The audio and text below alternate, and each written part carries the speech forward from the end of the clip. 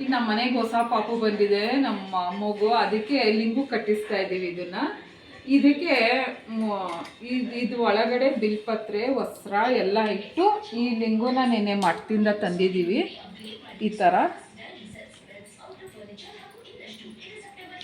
ಇದು ನಮ್ಮ ಮಠದಿಂದ ಲಿಂಗು ತಂದಿರೋದು. ಇದ್ರ ಒಳಗಡೆ ಇಟ್ಟು ಅವನಿಗೆ ಲಿಂಗದಾಣೆ ಮಾಡಿಸ್ತಾ ಇದ್ದೀವಿ ನಾಳೆ. ಈ ಥರ ಇದಕ್ಕೆ ಬಿಲ್ಪತ್ರೆ, ಇದ್ರ ಒಳಗಡೆ ಬಿಲ್ಪತ್ರೆ, ಕೆಂಪು ವಸ್ತ್ರ ಎಲ್ಲ ಇಟ್ಟು ಈ ಲಿಂಗು 16 ದಿವಸದ್ದು ಸೂತ್ರ ತಕ್ಕೋಬೇಕು.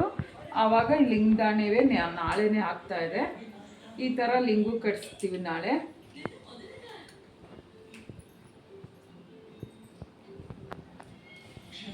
ಹೇಗಿದೆ ಹೇಳ್ರಿ.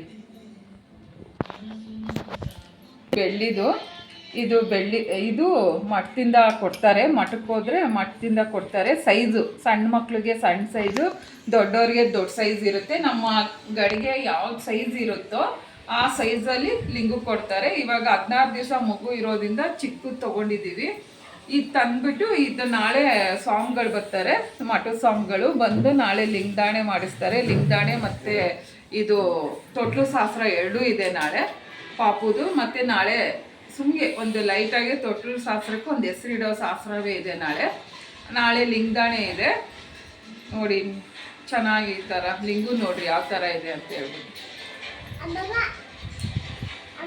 ಇದಕ್ಕೆ ನಾಳೆ ಅಭಿಷೇಕ ಪೂಜೆ ಎಲ್ಲ ಆಗಿ ದಾರ ಕಟ್ಕೊಂಡು ದಾರ ಎಲ್ಲ ಕಟ್ಟುತ್ತಾರೆ, ಕೊಳ್ಳಗಾಕ್ತಾರೆ.